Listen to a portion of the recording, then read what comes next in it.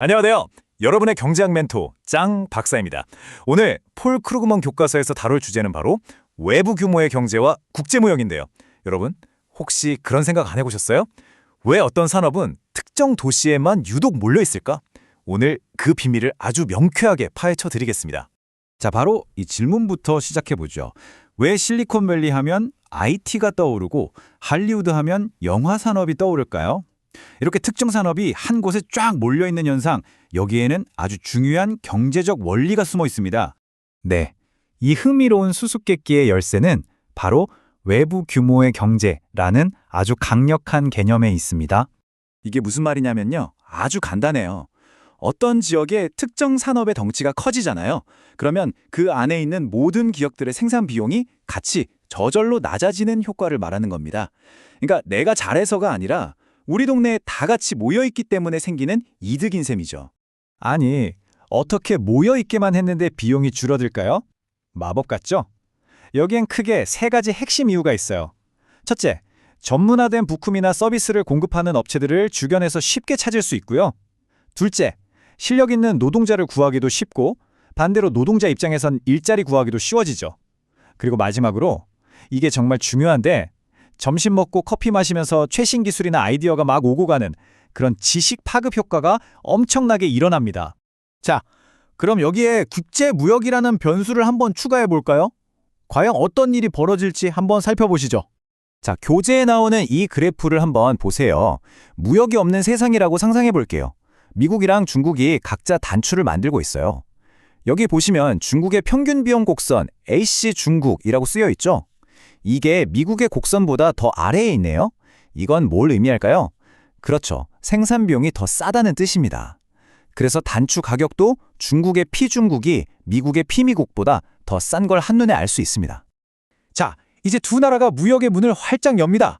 그럼 어떻게 될까요? 당연히 생산은 비용이 더 싼 중국으로 확 쏠리겠죠.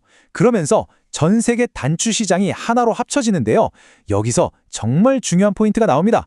바로 이 새로운 세계 가격 P1을 보세요.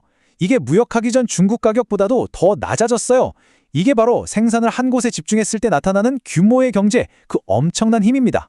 그러니까 핵심은 이거예요. 생산을 한 곳에 집중시키니까 국제 무역 덕분에 미국 소비자든 중국 소비자든 전 세계 모든 소비자들이 단추를 더 싸게 살 수 있게 되는 윈윈 효과가 나타난다는 거죠. 와, 그럼 무역은 정말 좋은 거네요.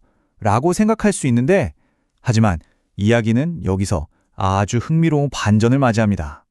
과연 이렇게 생산이 한 곳에 몰리는 게 항상 가장 효율적인 결과일까요? 때로는요, 누가 무엇을 생산하는지가 누가 더 잘 만드냐는 효율성 문제가 아니라 그냥 역사적인 우연, 그러니까 누가 먼저 시작했느냐에 따라 결정되기도 합니다. 단지 먼저 시작했다는 그 이유 하나만으로요. 자, 이 그래프를 잘 들여다보세요. 정말 재밌는 이야기가 숨어 있거든요. 지금 중국이 이미 단추 시장을 꽉 잡고 있고 세계 가격은 P1에서 형성되어 있어요.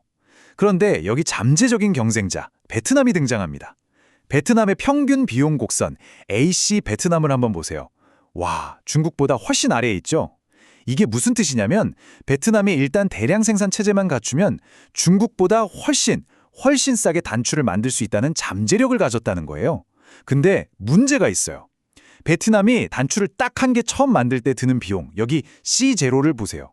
이 초기 비용이 지금 시장 가격인 P1보다 높죠? 이러면 어떻게 될까요? 아무도 베트남 단추를 사주지 않을 겁니다. 결국 베트남은 시장에 발도 못 들여놓고 게임이 끝나버리는 거죠. 이걸 바로 고착 효과, 영어로는 lock-in effect라고 부릅니다. 잠재적으로는 덜 효율적인 기존의 생산자가 훨씬 더 효율적인 후발주자가 시장에 들어오는 걸 원천 봉쇄해버리는 그런 안타까운 상황이 발생하는 겁니다.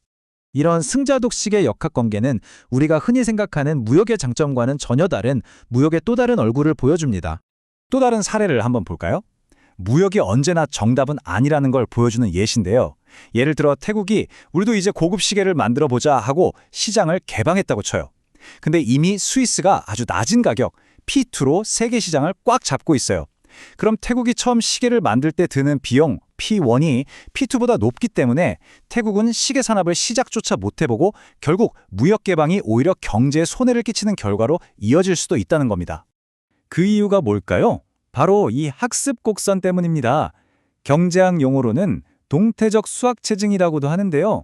쉽게 말해서 이 그래프처럼 생산을 계속하면 할수록, 즉 누적 생산량이 늘어날수록 경험이 쌓여서 단위당 생산 비용이 쭉쭉 떨어지는 효과를 말합니다. 결국 이게 무슨 뜻이겠어요? 무역 때문에 특정 산업에서 한번 시장 진입에 실패한 국가는 스스로 이 학습 곡선을 타고 내려가면서 경험을 쌓고 비용을 절감할 소중한 기회 자체를 영원히 박탈당할 수도 있다는 거죠. 자, 그럼 오늘 우리가 살펴본 내용 핵심만 딱딱 집어서 정리해 볼까요? 첫째, 산업들은 외부 규모의 경제라는 꿀을 빨기 위해 한 곳에 모이는 경향이 있습니다. 둘째, 이런 산업 집중과 국제 무역이 만나면 전 세계 소비자들이 더 싼 가격의 혜택을 볼 수 있죠. 하지만 셋째, 그냥 운 좋게 먼저 시작했다는 역사적 우연이 비효율적인 생산자를 시장의 왕으로 만들어버릴 수 있고요. 넷째, 잠재적인 실력보다 먼저 깃발 꽂았다는 선점 우위가 훨씬 더 강력할 수 있다는 겁니다. 그래서 결론은 뭐냐? 이런 산업에서 무역이 주는 이익이 모든 국가에 항상 공평하게 돌아가는 건 아니라는 사실입니다. 그렇다면 마지막으로 이 질문을 던져봅니다. 원격 근무나 인공지능 같은 기술이 세상을 바꾸고 있는 지금, 과연 역사적 우연으로 만들어진 이 실리콘밸리나 할리우드 같은 기존의 산업 클러스터는 영원할까요? 아니면 완전히 새로운 경제 지도가 그려지게 될까요? 오늘 설명은 여기까지입니다. 감사합니다.